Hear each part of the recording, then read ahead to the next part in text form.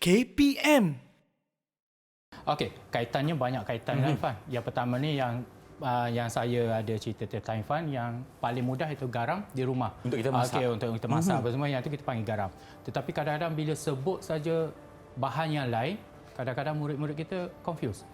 Yang tu pun nama garam ke? Ingatkan garam natrium klorida tu garam makan di rumah je. Betul. Bila saya sebut garam yang makan di rumah tu daripada tindak balas kimia.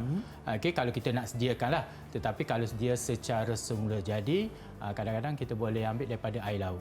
Air laut. Di mana kita wapkan dia punya air dia tu, lama-lama dia akan jadi tinggal dia punya garam dia lah. Oh, maknanya kalau pergi bercuti nanti boleh kita cubalah cikgu Ya, boleh cuba Irfan. Okey, kita tengok beberapa garam-garam lain lah dalam kehidupan seharian kita. Yang pertama, yang ni yang garam natrium klorida tadilah. Kalau kita tengok penyediaan makanan, kita guna garam natrium klorida. Okey, garam monosodium glutamat, MSG. MSG kadang-kadang jangan makan banyak. Betul. Yang ni adalah biasa orang sebut jenama pada plastik iaitu Ajinomoto. Yang tu adalah MSG. Okey, yang ketiganya adalah natrium bikarbonat. Okey, kalau Irfan pernah dengar yang ni, natrium bikarbonat banyak digunakan dalam pembuatan kuih. Ataupun kek cikgu kan? Ya betul, kuih atau kek. Sebab apa? Sebab nak naikkan adunan dia. Macam mana adunan boleh naik itu semua tu cerita akan datang. Akan datang episod seterusnya. Episod seterusnya. Kalau kita cerita nanti kan banyak pula nanti. Okey, banyak pula ceritanya, nanti kita belajar cara nak masak pula nanti. Okey, seterusnya Irfan. Okey, dalam bidang perubatan. Okey, dalam bidang perubatan garam contohnya ubat antasid iaitu kalsium karbonat. Okey, yang ini untuk melegakan keradanan perut kita lah.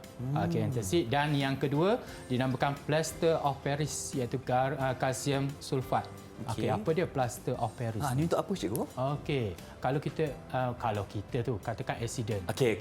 Kaki patah ke tangan patah, yang tu kita minta elaklah. Okey, plaster of Paris ni yang kita panggil yang dia simen.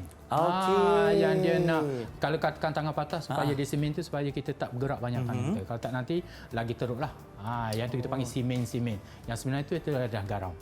Itu garam Ya, garam. Yang kata simen bukan simen rumah tu letak. Irfan baru tahu. Saya pun sama Irfan. Bila kita mengajar ni, sebab yang ni silibus baru, dulu tak ada. Dulu tak ada, jadi saya taklah explore banyak. So sekarang ni bila ada, maka kita kena sebagai cikgu ni kena explore dulu sebelum murid kita explore apa-apa yang patut. Supaya macam tadilah, saya dah ready, mesti Ifah tanya apa plaster of Paris sebab first time dengar. Maka bolehlah jawab. Okey, dari segitulah. Okey, seterusnya dalam bidang pertanian. Okey, baja-baja yang digunakan tu adalah garam. Juga garam. Apa semua, tapi tak semua bahan kita namakan garam. Okey, jangan tersilap pula. Okey, serta-serta barang itulah. Okey, contoh baja apa? Kalium nitrat, okey, natrium nitrat, amonium nitrat, amonium sulfat. So kalau kita tengok di situ nitrat. Yang tadi bila ada perkataan nitrat semua dalam bentuk larutan. Garam yang larut. Okey, dan amonium sulfat adalah garam larut ataupun tidak larut. Yang ni adalah tidak larut. Amonium sulfat, betul? Betul. Ke tak? Anak tadi. Anak tadi yang mana? Tak anak larut yang ke bawah ke anak yang bawah? Okey. Dan yang ni adalah pengawetan makanan iaitu natrium benzoat. Pengawetan makanan maksudnya apa? Okey, dalam beberapa makanan contoh di situ dia letak, kalau kita tengok situ ada sos cili ke sos tomato ke apa, dia tambahkan sedikit natrium benzoat supaya dia punya sos tu tahan lama. Tahan lama. Oh, itu fungsinya cikgu. Ya betul. Kalau kita tak tambah benda ni, kalau kita buat secara dalam kampung di rumah kita sendiri, kadang-kadang benda tu tak tahan lama sebab kita tak tambahkan bahan kimia. Okey, tapi selain kita tambahkan natrium benzoat, yang paling mudahnya kalau katakan soalan kenapa kita tambah garam yang biasa tu. Garam yang biasa ke atas sesetengah makanan kita. Contohnya kita letak ikan. Kita buat ikan tu kata ikan kering. Okey, ikan masin contohnya. Kenapa dia letak garam? Tahan lama cikgu. Salah satu tahan lama sebabnya nak elakkan mikroorganisma ataupun nak membunuhlah. Paling senang membunuh terus. Baik. Senang. So tahan makanan kita tu lebih tahan lama lah. Supaya kita biarkan tu tak ada masalah. Okey Irfan. So ada beberapa dari empat ni, ada Irfan nak tanya ke? Ataupun mesti cikgu. Irfan ni kalau tak tanya tak sah cikgu. Betul. Sebab tu saya dah ready dengan jawapan insya-Allah. Okey, bila cikgu cakap tadi, Ifan ada teringat satu benda yang kita orang akan gunakan setiap hari, iaitu ubat gigi, cikgu. Ubat gigi ni kita tahu mengandungi fluorida, cikgu. Jadi adakah fluorida ni juga merupakan salah satu garam, cikgu? Okey. Itu soalan saya. Kita panggil ubat gigi berfluorida. Ada tak garam dalam ubat ya betul gigi Ifan. kita? Dalam tu ada garam, iaitu garam apa? Garam stannum 2 fluorida. Cuma dia ambil kata fluorida je lah belakang.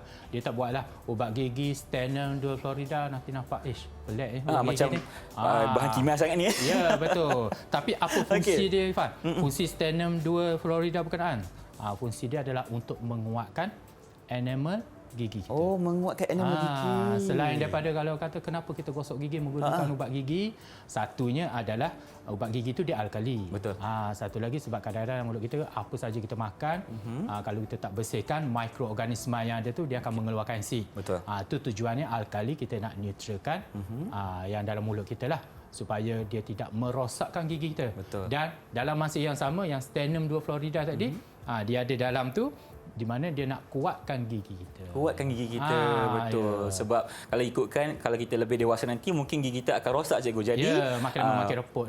Fungsinya adalah untuk menguatkan gigi kita. Baik, terima kasih, cikgu, atas penjelasan untuk hari ini. Jadi, Ifan nak tanya, cikgu, bagaimana prestasi keseluruhan Ifan untuk segmen kita hari ini? Bagaimana? Okey, Ifan.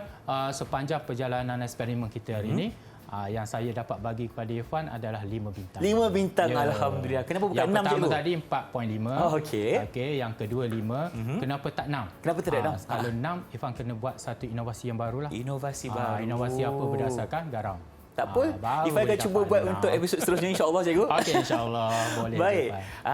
Dan kalau Ifan dah dapat prestasi 5 bintang hari ini, mungkin rakan-rakan yang dekat rumah nak tahu juga macam mana mereka nak dapatkan latihan pengukuhan. Di mana, cikgu? Okey, di Sumberku. Sumberku. Apa yang ada dalam tu, cikgu? Yang dalam tu ada beberapa soalan, mungkin ada nota untuk tambahkan lagi pengetahuan murid-murid kita lah.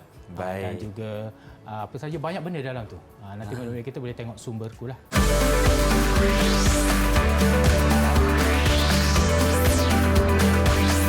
Didik TV KPM